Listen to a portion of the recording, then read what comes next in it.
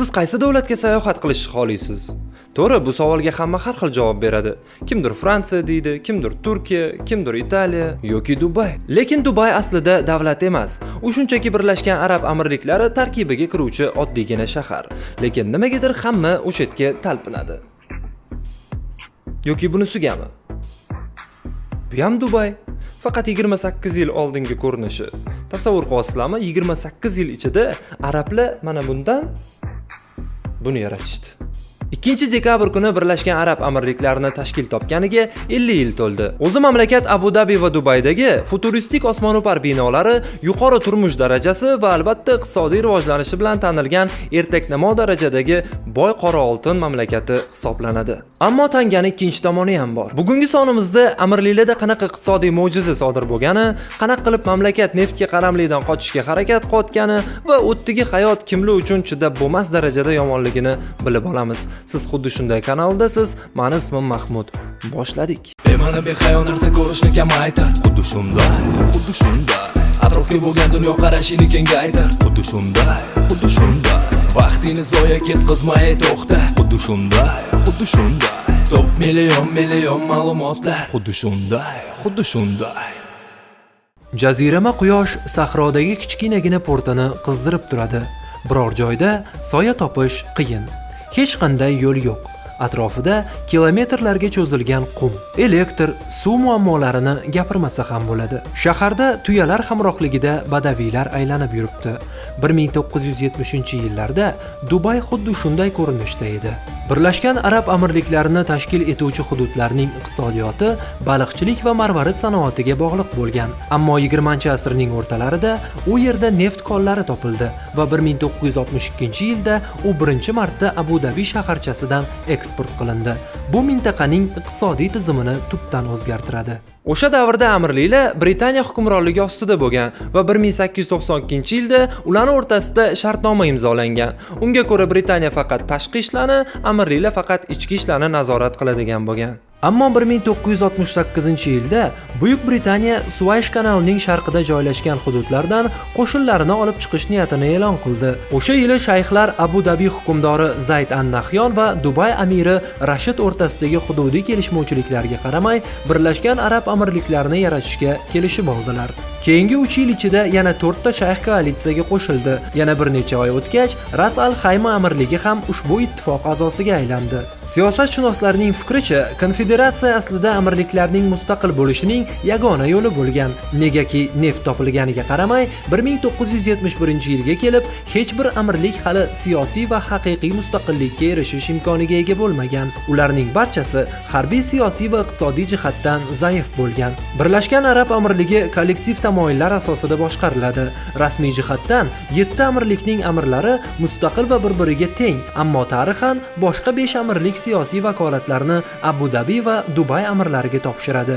Abu Dhabi va Dubay amirlaridan biri prezident, ikkinchisi esa bosh vazir vazifasini bajaradi. Albatta Dubay va Abu Dhabi alohida rivojlanishi mumkin edi, lekin bitta narsani tushunish kerak. Neft Abu Dhabida ishlab chiqarilib, Dubayda sotilardi. Amirliklardagi iqtisodiy mo'jiza asosan Abu Dhabi hududida qazib olinadigan neft miqdori, butun mamlakatdagi umumiy aholi soni, shuningdek barcha kerakli narsalar bilan ta'minlash oson bo'lgan kichik hudud sabab bo'lgan. Amirliklar tuyalarga qaytishni istashmaydi. Iqtisodiy maslahatchi Hamid Hasan al-Bahrning aytishicha, 1970 va 80-yillarda ozod qilingan Birlashgan Arab Amirliklarida odamlar xarajat qilishdan boshqa hech narsa qilmaganlar. Amirliklar aholisi faqat iste'mol qilishni xohlashgan. Mahsulotlar eng qimmat, eng yaxshi va chet elniki bo'lishi kerak bo'lgan. Biroq tadqiqotlar shuni ko'rsatadiki, cho'ldagi neft bir kun kelib tugaydi. Ja tez orada emas, balki 2040-yillarga kelib ehtimol. Ammo tugagan neft boshqa paydo bo'lmaydi. Shundan keyin amirliklar boshqa daromad manbalarini qidirishga tushishgan, neft o'rniga nimadan pul topish mumkinligi haqida o'ylashgan. Birinchi bo'lib turizm sohasi taklif qilindi. Lekin turistlar kelib nimani ham ko'rardi bu yerda? Sahrodagi qum bilan bitta-ikkita tuyanimi degan gaplar bilan hamma bu taklif ustidan kulib tashashdi. Birlashgan Arab Amirliklarini turizm va globallashuv orqali rivojlantirishni taklif qilganlar to'g'ri chiqdi. 1970-yillarda Dubayning birinchi amiri Rashid ibn Said Al Maktum globallashuvdan manfaatdor edi. Mintaqada Abu Dabidagidek katta tabiiy resurslar zaxiralari yo'q edi va shayx o'z amirligini rivojlantirishning muqobil yo'lini topdi. Bir versiyaga ko'ra, u Dubaydan 35 kilometr uzoqlikda joylashgan Jebel Ali qishlog'ida yangi port qurish g'oyasi bilan chiqqan. Amir atrofidagilar bunday qadamga qarshi edilar, lekin hukmdor o'zining qarorida qat'iy turib oldi. Uning uchun portning qurilishi Dubayni jahon logistika markaziga aylantirish yo'lidagi muhim qadami bo'ldi. Uning o'g'li esa bu yerda hali hamon dunyoni lol qoldirib kelayotgan qurilish obyektlarini yaratdi. Dunyo orollari haqida ham eshitgan bo'lsangiz kerak. Dunyo xaritasiga o'xshatib qurilgan orollar yig'indisi odamni shunchaki hayron qoldiradi. Eng muhimi, amir neft tugaganidan keyin uni xalqi yana o'sha eski cho'ldagi hayotiga qaytib qolishidan juda ham qo'rqardi. Uni bitta gapi ham bor. Dodam tuyada, otam tuyada, men Mercedesda, o'g'lim Land Roverda, navaram ham Land Roverda, lekin navaramning bolasi yana tuya minadimi degan. Amirning vorisi va o'g'li Muhammad ibn Rashid Al Maktum ham globallashuvga borini tikkan. Darhaqiqat, Shayx Mo uni shunday atashgan, Dubayni o'zgartirgan. Uning sharofati bilan futuristik osmono'par binolar va haqiqiy sahrodagi Gonkong paydo bo'lgan. Bu ikki xil davrdagi Dubayga shunchaki e'tibor bering. Ajoyib, shunday emasmi? Undan bunaqa binolarni qurishi sababini so'rashganda, shayx quyidagicha javob bergan: "Quring va ular kelishadi."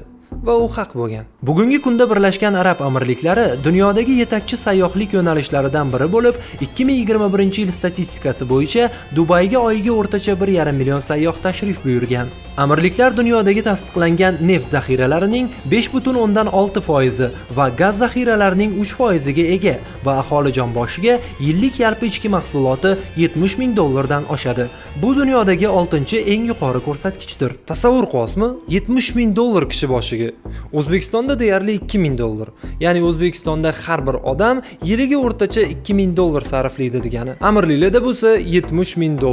Ular bizdan 35 barobar ko'proq pul sarflashadi. Neft hali ham Arab Amirliklarida asosiy pul manbasi bo'lib, neft sektori mamlakat yalpi ichki mahsulotining taxminan 32% ni tashkil qiladi. Biroq 2030-yilga borib, amirliklar neftni yalpi ichki mahsulotdagi hissasini 20% ga kamaytirishmoqchi. Birlashgan Arab Amirliklari aslida 21-asr boshidan o'z iqtisodiyotini diversifikatsiya qilish jarayonini boshladi.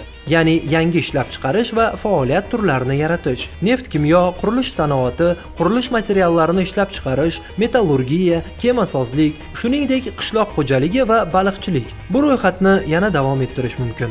Amirliklar qurilish, savdo, qishloq xo'jaligi sohalariga katta sarmoyalarni jalb qila oladi va daromadning katta qismi moliyaviy va savdo operatsiyalari hisobidan ta'minlanadi. Deyarli barcha yirik kompaniyalar Birlashgan Arab Amirliklarida vakolatxonalarga ega. Bundan tashqari, amirliklar tomonidan kosmik dastur va aqlli shaharlar ham yaratilyapti. Mutaxassislarning fikriga ko'ra, ular neft qaramligidan ancha muvaffaqiyatli chiqib ketishyapti. Ijtimoiy kafolatlar va oltin qafas. Dubay fuqarolari uchun butun ijtimoiy xavfsizlik tizimi mavjud.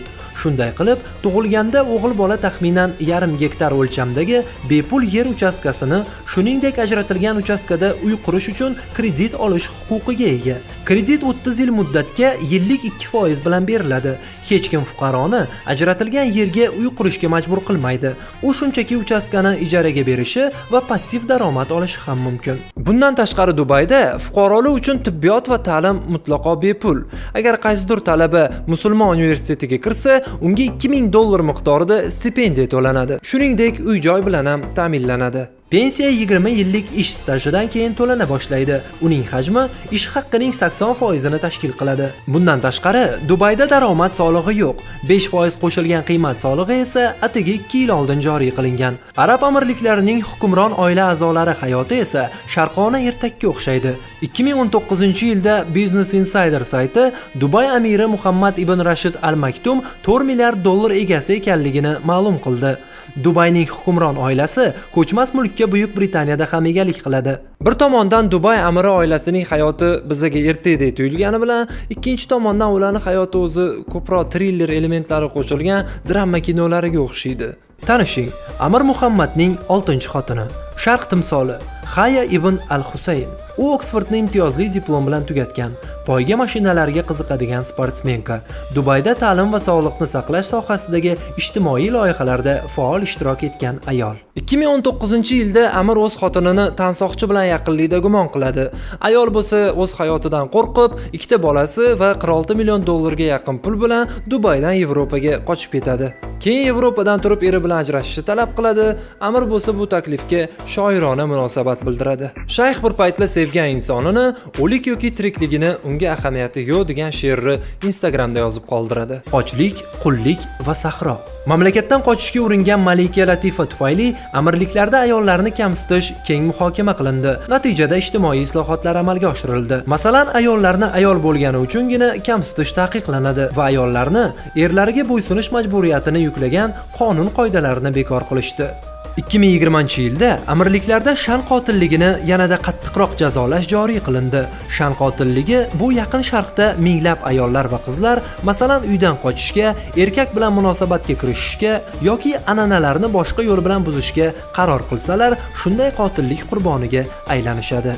Iqtisodchi Marsel Imomovning fikricha, Arab amirliklarida ayollar huquqlarini himoya qilishga qaratilgan loyihalar faol ishlab chiqilib, qonunlar qabul qilinmoqda. Misol uchun, kompaniyani ro'yxatdan o'tkazish, litsenziyalar olish, biznesni tashkil qilish kabi tartiblar zaif jins vakillari uchun mavjud bo'ldi. Bu amirliklarda biznes muhiti va siyosiy vaziyatni yaxshilanishi aytilgan. Shunday bo'lsa-da, mutaxassislarning fikricha, arab jamiyatidagi ayollarning mavqei, ularning xulq-atvoriga qo'yilgan talablar hamon ularning faol hayot tarzini olib borishiga to'sqinlik qilmoqda. Masalan, ayollarga turmush o'rtog'i yoki yoshi kattaroq qarindoshi hamrohligisiz uydan chiqib ketish taqiqlanadi.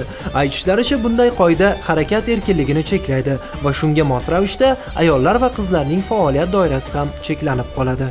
Inson huquqlarini himoya qiluvchi tashkilotlarning ma'lumotlariga ko'ra, hozirgacha amirliklar qonun va amaliyotda ayollarga nisbatan chuqur kamsitishni bartaraf eta olmagan. Mamlakat o'zini ayollar huquqlarini kengaytirish bo'yicha chempion sifatida ko'rsatish uchun ko'p vaqt va pul sarfladi. Amirliklardagi kam maosh oluvchi ko'plab xorijiy ishchilar majburiy mehnat yokida odam savdosi xavfi ostida yashashadi.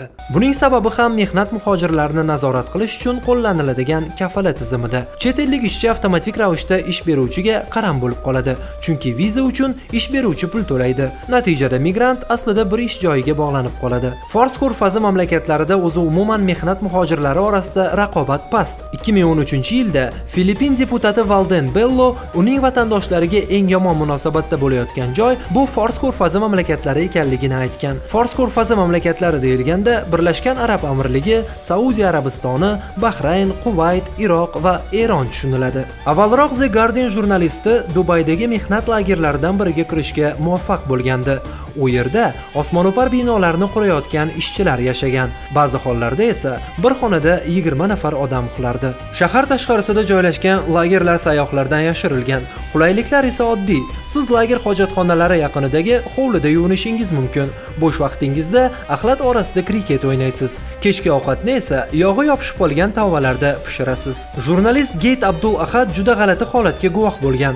Muhojirlar hashamatli soatlar, mobil telefonlar va Dubay osmono'par binolari haqida maqtab yozilgan gazetalarni polga to'shab, uni ustida ovqatlanishgan. Tadqiqotchi Barbara de Gorshning so'zlariga ko'ra, amirlikda qullikni 3 ta ko'rinishi bor.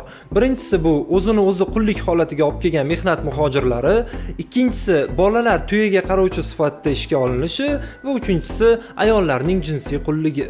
Boshida ajoyib ish sharoitini va'da qilib, borganidan keyin bilet uchun 4-5 ming dollar to'lattirishdi. To'la, bo'lmasam qamalasan deb qizlarni fohishalik bilan shug'ullanishga majburlanishi haqida menimcha hammangiz eshitgansiz. Qizlar faqatgina politsiyachilar fohishaxonalarni topib, egalarini qamab, ularni deportatsiya qilgungacha qullik qilib yurishga majbur bo'lishadi. Qorong'u tomonlari, kamchiliklari va jiddiy muammolariga qaramasdan, Arab amirliklari eng tez rivojlanayotgan davlat bo'lib, Fors ko'rfazidagi eng liberal mamlakatlardan biri hisoblanadi. Bu yoqda ular boshqa madaniyat va e'tiqodlarga nisbatan bag'ri kengroq va islohotlar asta-sekin ijtimoiy tengsizlikni ta'minlab, mamlakatni neftga qaramlikdan qutulishiga yordam beradi. Iqtisodiy nuqtai nazardan Birlashgan Arab Amirliklari tabiiy resurslarga qaram bo'lgan boshqa davlatlar uchun namuna bo'lishi mumkin. Shu bilan bugungi sonimizni yakunlaymiz. Hammaga yaxshi kayfiyat tilagan holda sizlar bilan Kamina Mahmud bo'ldi. Omad hamrohingiz bo'lsin. Ey stop, keyingi kadr, motor kamera. Bu ko'rsatuvda hatto qanot yozadi hammeram. Faqat qiziqarli fakt, foydali kontent kuzatar bizani pensioner yoki student. Xuddi shunday tarzda davom etadi kanal. Xuddi shunaqasi bitta o'xshashi esa davom. Hoziroq yoqib qo'ng'iroq bo'lgin obuna, like va komment ayamagin so'ra.